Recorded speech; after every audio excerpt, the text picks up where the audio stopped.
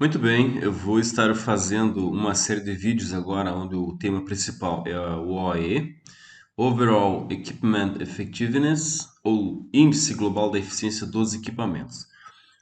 Esse primeiro vídeo vai ser mais introdutório, a parte conceitual, e depois eu vou mostrar alguns exemplos de cada uma das partes que compõem o indicador OEE.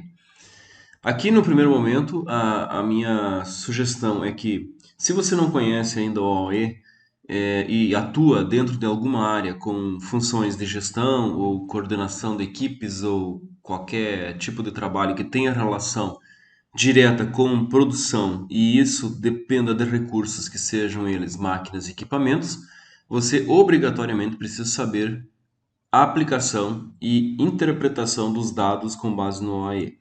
Aqui nós vamos falar de eficiência global dos equipamentos. Ou seja, eu tenho equipamentos e recursos disponíveis, porém eu preciso enxergar nesses recursos, nesses equipamentos, essas máquinas, o quanto que é a minha taxa de eficiência. E isso é extremamente importante para que eu consiga replicar esses dados ou esses dados sejam um resultado do meu planejamento e programação da produção. E aí eu sempre falo nas minhas aulas e nos vídeos que eu desenvolvo, a importância de nós trabalharmos sempre com uma visão sistêmica das coisas, né? Porque quando a gente fala de recursos, eu estou falando de pessoas, de máquinas, de equipamentos de modo geral. Aqui, dentro desses três grupos, eu posso criar subdivisões e considerar mais alguns elementos como recursos de trabalho, por exemplo, energia, ferramentas, dispositivos e outros mais, né? Só que nesse contexto do OEE, que é a eficiência ou a disponibilidade ou a capacidade ou a condição que o meu equipamento possui, minha máquina possui, de modo geral, a taxa de eficiência do meu equipamento, é muito importante saber o quanto que ele está disponível para trabalho.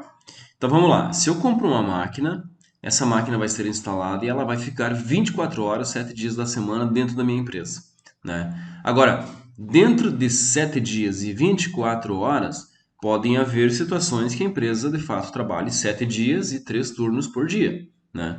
Então, nesse caso, eu vou ter disponibilidade de 7 dias e 24 horas por dia.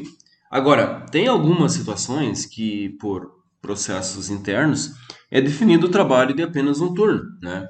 Então, se eu trabalho apenas um turno, a minha máquina continua disponível no local de trabalho durante 7 dias e 24 horas do dia. Agora, a minha definição interna é de que nós vamos trabalhar apenas um turno. Isso quer dizer que o meu parâmetro para análise do OEE tem que ser baseado na quantia de turnos que a minha empresa está trabalhando, né?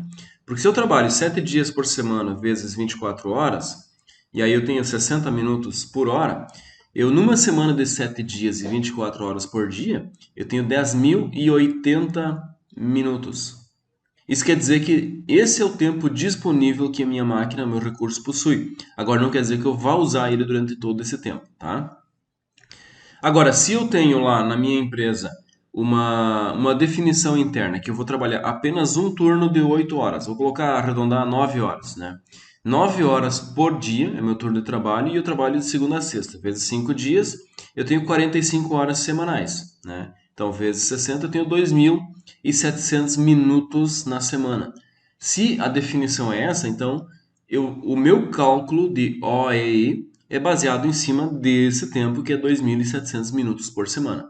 Eu não posso sempre estar calculando por 7 dias e 24 horas por dia, porque aí eu crio uma discrepância muito grande, sendo que o meu equipamento está disponível 7 dias por 3 turnos e eu trabalho apenas 5 dias, um turno, né? Aí não tem como ter um número bom. Porque o principal objetivo do OAE não é só a comparação com esse tempo que a máquina está instalada e disponível no local, e sim o tempo que eu tenho definido, que no caso um turno, e o quanto que eu aproveito desse um turno. Se eu tenho um turno lá de 8 ou 9 horas, o quanto que é a taxa de aproveitamento desse tempo disponível, porque aí eu chego num outro ponto que é o tempo disponível e o tempo efetivo de produção, tá? Bom, o que são os elementos do OE? Disponibilidade, né? O quanto que ela está disponível lá, qual é que é o desempenho desse recurso, dessa máquina, desse equipamento, e quanto que ela produz de qualidade. Ou seja, eu tenho lá disponibilidade 10 horas, o desempenho foi produção por apenas 8 horas, e a taxa da qualidade foi de 5% de não conformes. Quer dizer, eu tenho 10 horas disponíveis, eu usei por alguma razão apenas 8 horas, e dentro dessas 8 horas de produção que eu tive, eu ainda assim consegui produzir 5% de produto não conforme. Então, quando eu tenho a multiplicação desses três elementos, eu chego a uma taxa efetiva chamada OEE, que a gente vai ver nos exemplos a seguir, tá? E esse cálculo é feito a partir dessas equações aqui, que eu vou explicar depois melhor nos próximos vídeos, mas a nossa disponibilidade é calculada a partir do tempo de operação que eu tenho, dividido pelo tempo de produção planejado. Então, se eu tenho um tempo de operação 10 horas e o tempo de produção planejado foi 15 horas, quer dizer, eu vou ter uma taxa X de disponibilidade. Eu não aproveitei a disponibilidade muito bem. Agora, se eu tenho 10 horas de operação e 10 horas de tempo planejado, eu tenho 100% de disponibilidade. Ou seja, durante todo o tempo de disponibilidade, eu tive uma eficiência muito boa sobre aquele recurso, né?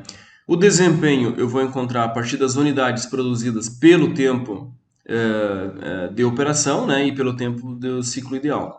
Aqui eu tenho uma condição onde eu vou trabalhar meus tempos de produção. Aqui seria o tempo de processamento. Depois no exemplo eu vou explicar bem em detalhes isso aqui.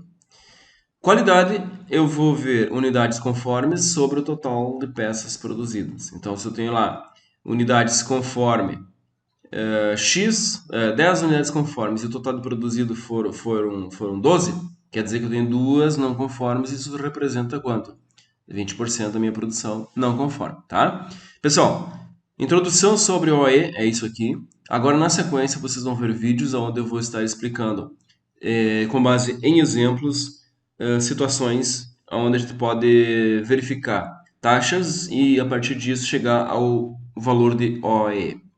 Obrigado por nos acompanhar, curtam, compartilhem os vídeos do canal, se inscrevam e fiquem sempre bem informados daquilo que tem relação com os temas da engenharia da produção, aqui no Impegno Engenharia, professor Cirnei, trazendo para vocês conteúdos importantes e com certeza auxiliando e dando respaldo para aquilo que você precisa aprender e ter um melhor desempenho profissional. Um abraço.